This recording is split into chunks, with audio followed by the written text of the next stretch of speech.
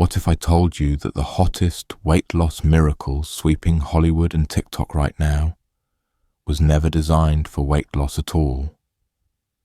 Imagine a drug that was originally created for diabetics, suddenly being rebranded as a quick fix for shedding pounds. People are rushing to inject it, celebrities are flaunting their transformations, and the media calls it a revolution. But here's the shocking truth. These drugs don't just melt fat.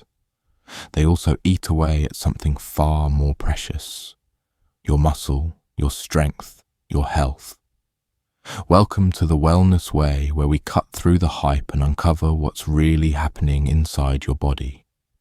Today we're diving deep into Ozempic, Wegovy and other GLP-1 receptor agonists, the so-called miracle shots that promise to change your waistline overnight.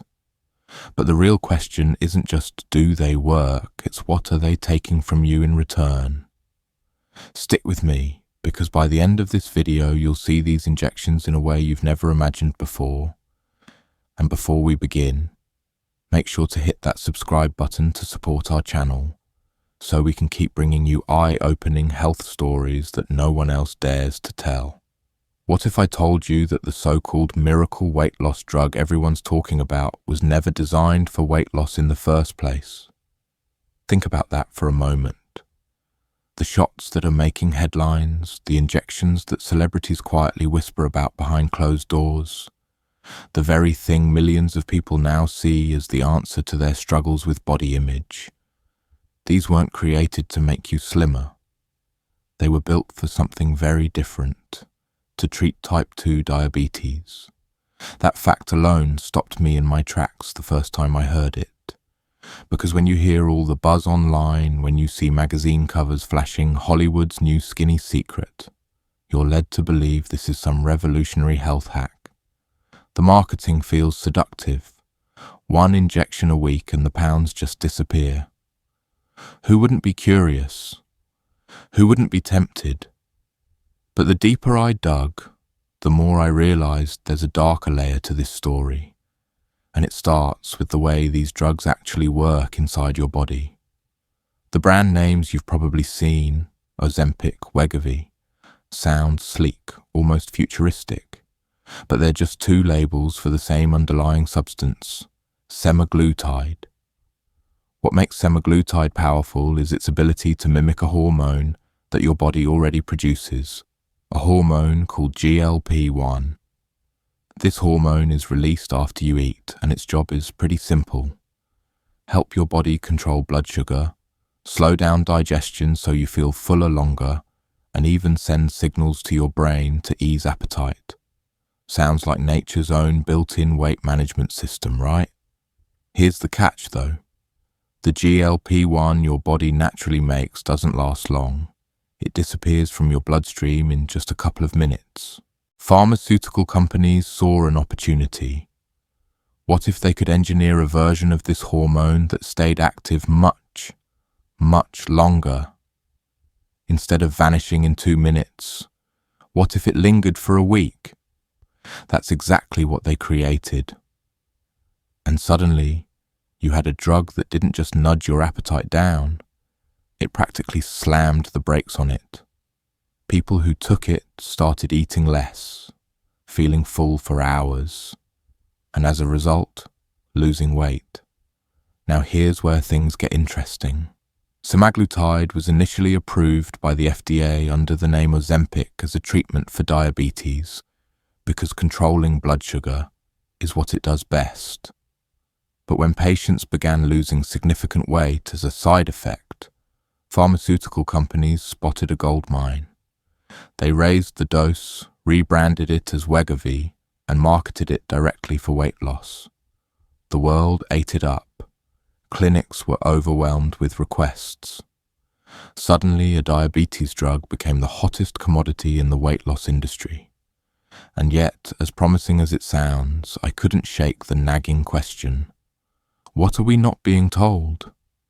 Every story that paints this drug as a quick fix miracle leaves out the price you pay, not just financially, but physically.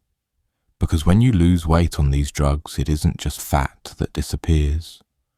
You also lose muscle. That detail doesn't show up in the glossy magazine spreads or the influencer before and after photos. But it's real, and it matters more than people realize. Think about what muscle really means. It isn't just about looking toned or athletic. Muscle is your strength. It's your mobility. It's what protects you from falling as you age, what keeps your metabolism active, what allows you to live with energy and independence. Losing muscle isn't just cosmetic, it's dangerous. And yet, people are so laser-focused on the number on the scale that they don't always see what's slipping away in the process. When I picture someone stepping on the scale, thrilled to see 20 or 30 pounds gone, I also picture what's unseen, the quiet erosion of their muscle mass. It's like celebrating the demolition of an old house without realizing you also knocked down the foundation. At first, it feels like progress, but over time, the cracks start to show. And that's just one layer of the story. There's also the side effects that get brushed under the rug in so many conversations. The most common ones sound mild: nausea, bloating, constipation. But for many people, they're not just annoyances, they're daily battles. Imagine trying to function at work or enjoy dinner with friends while your stomach is twisting in knots. Some people push through it, hoping the symptoms will fade. Others stop altogether because they simply can't handle it. Then there are the rare but serious complications: pancreatitis, gallbladder issues, even the lingering suspicion from animal studies about certain cancers, though those links haven't been proven in humans. Still, the fact that these risks exist should give anyone pause. Medicine always comes with trade-offs, but the question is whether you're fully aware of what you're trading.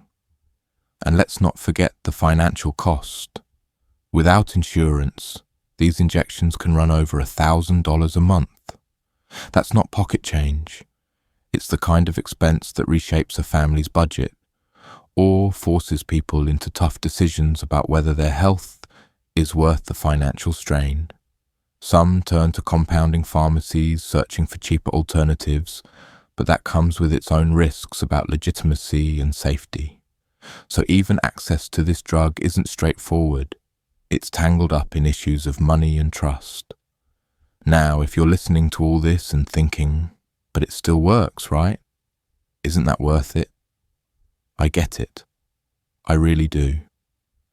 I've wrestled with the same thought. Because for someone who's been battling obesity for years, who's tried every diet and workout plan only to feel like a failure, the appeal of something that finally works is undeniable. And in certain cases, like severe obesity or diabetes, the benefits can outweigh the risks. But what worries me is how quickly the narrative has shifted, how easily this drug has been glamorized as the universal solution, even for people who might only want to lose 10 stubborn pounds. That's where I draw the line. Because here's the uncomfortable truth.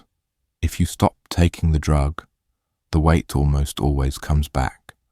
Unless you've fundamentally changed your lifestyle alongside it, the pounds creep right back on.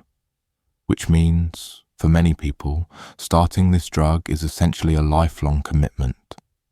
Week after week, injection after injection. Are those last 10 pounds really worth chaining yourself to a needle indefinitely? That's the question I keep coming back to. And that's why I don't see semaglutide as a miracle. I see it as a tool, a powerful one, but a double-edged blade. Used wisely, it can change lives for people in critical need. Used carelessly, it can leave people weaker, poorer, and dependent on something they never truly needed. So before we all rush to call this drug the solution to our weight loss struggles, maybe we should stop and ask a harder question. What do we really want? Is it just a smaller number on the scale? Or is it genuine health, strength, and vitality? Because if it's the latter, then maybe the real miracle isn't in a syringe at all. It's in the choices we make every day, in how we move our bodies, how we nourish them, how we respect the balance between quick fixes and lasting change. And that, to me, is the perspective missing from the hype. Not just what these drugs can take off your body, but what they might quietly be taking away. I want to share a story that still sticks with me. A man in his mid-40s came to me one day, exhausted, frustrated, and on the edge of giving up. He had battled his weight for over a decade. He had tried every diet program you can name, from keto to intermittent fasting to plant-based plans. He had signed up for gyms, hired trainers, and even worked with a nutritionist. Some things worked for a little while, but nothing seemed to last. His weight would always creep back, and with it came a growing sense of failure. When he heard about semaglutide, marketed as Wegovy for weight loss, he felt hope for the first time in years. Here was a shot that promised what all the meal plans and boot camps hadn't delivered: real, sustained weight loss. And at first, it was everything he'd dreamed of. Within a few months, the scale showed a drop of nearly 40 pounds. His friends congratulated him, his co-workers noticed, and for the first time in a long time, he felt confident in his own skin. But behind the numbers, something else was happening. He began to complain about constant nausea, about being so bloated after meals that he didn't want to eat at all. He felt tired, drained, and weaker in the gym. Over time, it wasn't just the fat that was melting away. He was losing muscle too. His arms didn't feel as strong, his legs fatigued faster, he struggled to carry groceries up the stairs. And the glow of excitement began to fade as he realized the trade-off he was making. Less weight, but less strength too. This is the part of the semaglutide story that rarely gets told. Yes, these drugs help people lose weight, but weight is not just fat. It's also muscle, water, bone density, and connective tissue. And when you lose too much of the wrong kind of weight, you don't just look different, you function differently. Muscle is your body's engine. It drives your metabolism. It keeps your posture upright. It protects you from falls and injuries as you age. Losing muscle means losing independence down the road. That's not the kind of outcome most people sign up for when they start these injections. The science explains this pretty clearly. GLP-1 receptor agonists like semaglutide mimic a hormone that reduces appetite and slows digestion. This means people simply eat less. But here's the catch. When you eat less, you often eat less of everything, including protein. Without enough protein and without resistance training, your body doesn't just burn fat for energy, it burns muscle too. That's why so many people on these medications see dramatic results on the scale, but don't feel as strong or vibrant as they expected. And yet, the marketing doesn't show you that part. The commercials focus on smiling faces, slimmer waistlines, and happy moments. The celebrities who quietly admit they've used these drugs post glossy photo shoots. Nobody shows the fatigue, the digestive struggles, or the quiet loss of muscle strength. That disconnect is what frustrates me the most, because if people go into this with their eyes wide open, knowing both the benefits and the risks, they can make an informed choice. But too often, they're only told half the story. Now, don't get me wrong, I'm not dismissing the benefits entirely. These drugs are incredibly effective at lowering blood sugar, which is life-changing for people with type 2 diabetes. They can help reduce cardiovascular risk in patients who already have heart conditions. They can help those who are severely obese get to a healthier place faster, which can in turn reduce strain on the heart, joints, and other organs. In those situations, the upside is very real, but the problem comes when we treat semaglutide as a universal solution, something that anyone and everyone can use to shed a few pounds. Imagine someone who is 15 pounds away from their goal weight, already exercising, already eating reasonably well.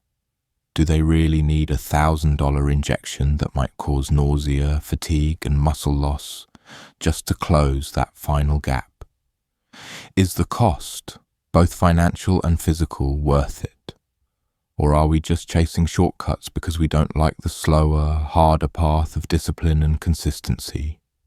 That's the core tension I see every day. The quick fix versus the sustainable path. One side offers speed, convenience, and results you can measure quickly. The other side asks for patience, work, and lifestyle changes that take time but build resilience. And what makes the choice so complicated is that both sides are valid, depending on who you are and what you're facing. I think about my own bias here. I'll admit I'm a purist at heart. I prefer to start with diet, exercise, and lifestyle adjustments before turning to medication. For me, there's something deeply rewarding about knowing I earned my progress, that I strengthened my body rather than outsourcing the work to a drug. But I also know not everyone feels that way, and not everyone can afford the luxury of time. If you're severely overweight, with blood pressure climbing and your doctor warning about diabetes complications, waiting years to see if diet alone will work isn't always realistic. In those cases, I understand why someone would reach for semaglutide. But even then, I believe the story doesn't end with the injection. Because the research is clear. If you don't pair these medications with exercise and proper nutrition, especially a focus on protein and strength training, the muscle loss will be greater. And when the muscle goes, so does your long-term health. That's the balance too many people ignore. They celebrate the short-term numbers while overlooking the long-term consequences. And then there's the final kicker. When you stop taking the drug, most of the weight comes back. That's the cruel truth behind the glossy headlines.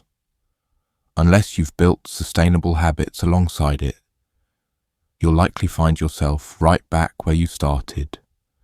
Which means for many, starting semaglutide isn't a 6-month journey. It's a lifelong commitment. Are you ready for that? Are you ready to depend on a weekly injection forever, just to keep your body where you want it? That's not a decision to take lightly. So when I weigh the pros and cons, when I look at stories like the patient I mentioned earlier, I come away with this. Semaglutide is not a miracle. It's a powerful, double-edged tool. For some, it can truly change the trajectory of their health. For others, it can create as many problems as it solves. And the real danger is in pretending it's simple, pretending it's safe for everyone, pretending it's the easy answer. The truth is always more complicated. Yes, the pounds may fall off, but what else might you be losing along the way? Your strength, your energy, your independence. That's the part of the story I believe we need to keep telling. Not to scare people away, but to remind them that every choice in medicine is a trade-off. The only question is whether you're ready to pay the price. So here's the part that I think matters most. What do you actually do if you're considering these drugs, or if you're already on them? Because the truth is, this conversation can't just be about whether the drug works or not. It does work. The pounds drop, appetite changes, and blood sugar improves. That's undeniable. The real question is how to use it in a way that protects your health instead of slowly draining it. If you've been prescribed semaglutide or a similar GLP-1 receptor agonist, the very first thing I would urge is to think beyond the injection. That shot is not a magic wand. It's a tool, and like any tool, its effectiveness depends on how you use it. For example, if you simply take the drug but continue eating highly processed foods, skipping exercise and ignoring your protein intake, you'll lose weight. Yes, but a lot of that weight will come from muscle. And losing muscle is like trading your engine for a smaller one.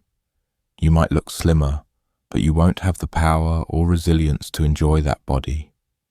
That's why I believe pairing these medications with strength training and intentional nutrition is non-negotiable. If you're serious about protecting your long-term health, you need to prioritize lifting weights or doing body weight resistance exercises at least a few times a week.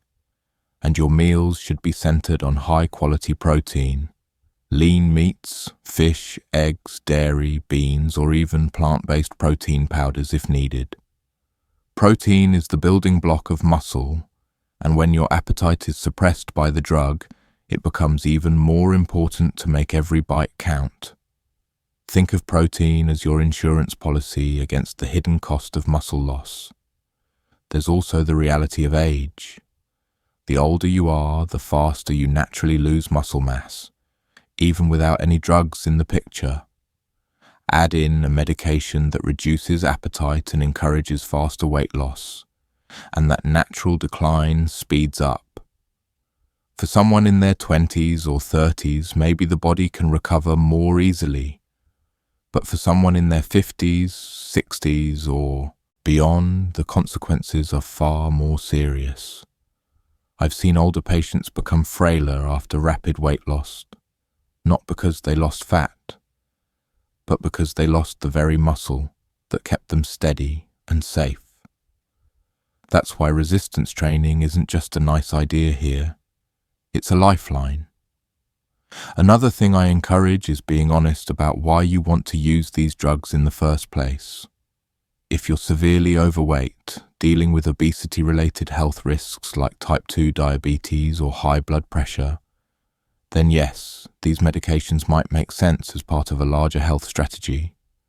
But if you're someone who already eats fairly well, exercises consistently, and just can't shed those last stubborn 10 or 15 pounds, I would ask you to pause.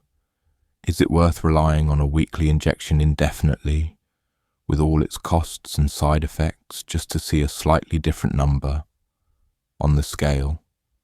Because once you stop, that weight usually comes back, and in many cases it comes back fast. This raises a bigger question. What do we really want from weight loss?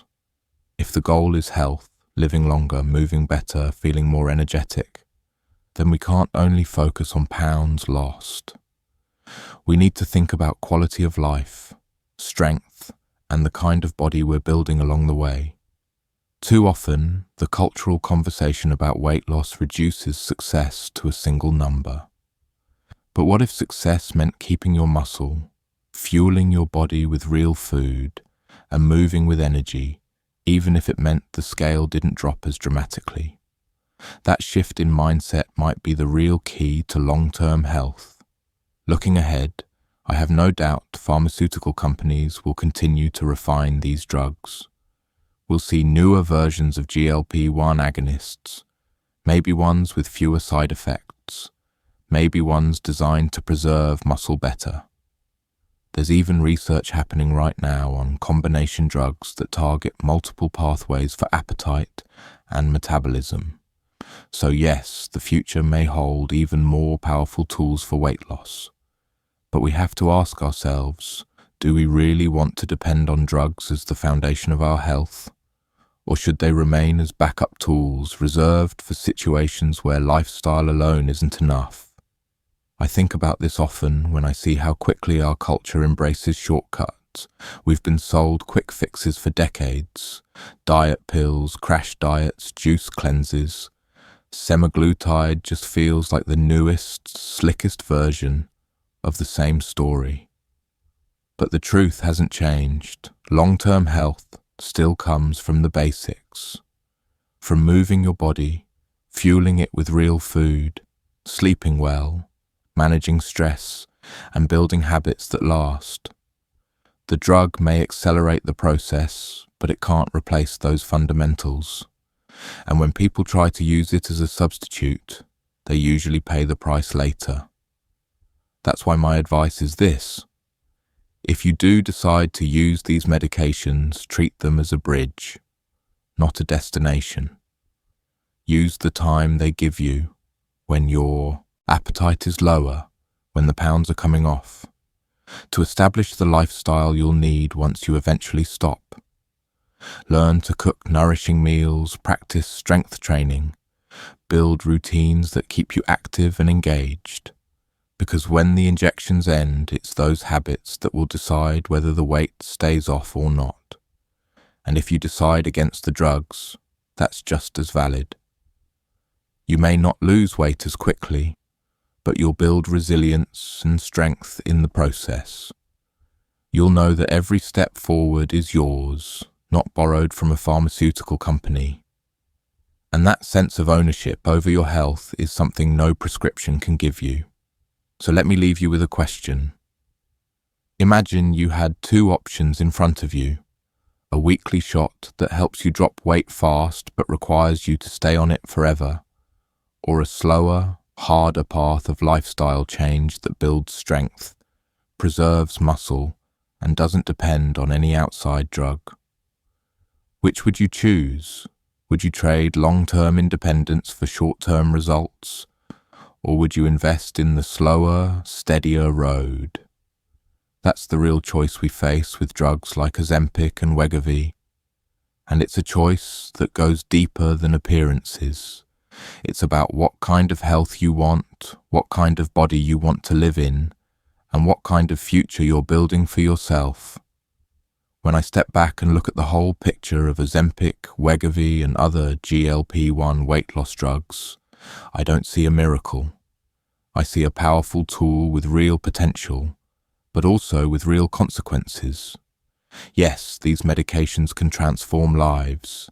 They can help someone struggling with type 2 diabetes finally stabilize their blood sugar. They can help a person carrying decades of extra weight finally experience relief in their joints, their heart, their energy. For those people, the benefits are undeniable. But I've also seen the other side. I've seen the excitement fade when nausea and fatigue set in. I've seen muscle mass quietly erode, leaving people weaker even as the scale cheered them on. And I've seen the disappointment when the pounds come back after stopping the injections. That's why, for me, the story of these drugs is not about quick fixes or flashy headlines. It's about choices, trade-offs, and perspective. The lesson I take from all of this is simple but not easy. Health cannot be outsourced. You can borrow tools like medication, like surgery, like supplements, but at the end of the day, your long-term health is still built on the fundamentals: food, movement, sleep, stress management, consistency. That's the unglamorous truth. Drugs like semaglutide may buy you time, but they cannot replace the lifestyle that sustains you. And here's where I think we have a real opportunity. Instead of treating these drugs as magic, what if we used them strategically? What if, during the months when your appetite is suppressed, you use that window to learn new habits? How to cook, nourishing meals, how to lift weights, how to move your body in ways that make you stronger instead of weaker. That way, even if you stop the drug later, you've built something lasting. You've created a foundation that no injection can provide. Personally, I choose the slower path whenever I can. Not because it's easy, it's not, but because I value strength and independence. I'd rather take longer to lose weight and know that my body is getting stronger in the process than watch the number drop fast while my strength slips away. For me, the lesson of semaglutide isn't don't use it, it's don't rely on it. Use it wisely or not at all, but never forget that your health belongs to you, not to a syringe. So now, I want to turn the question to you. If you had the choice, would you take a fast shortcut with hidden risks, or commit to the slower road of lifestyle change that builds strength for life? Drop your thoughts in the comments. I'd love to hear your perspective. And if this conversation opened your eyes, make sure to hit subscribe to The Wellness Way so we can keep bringing you honest, eye-opening health stories that cut through the noise.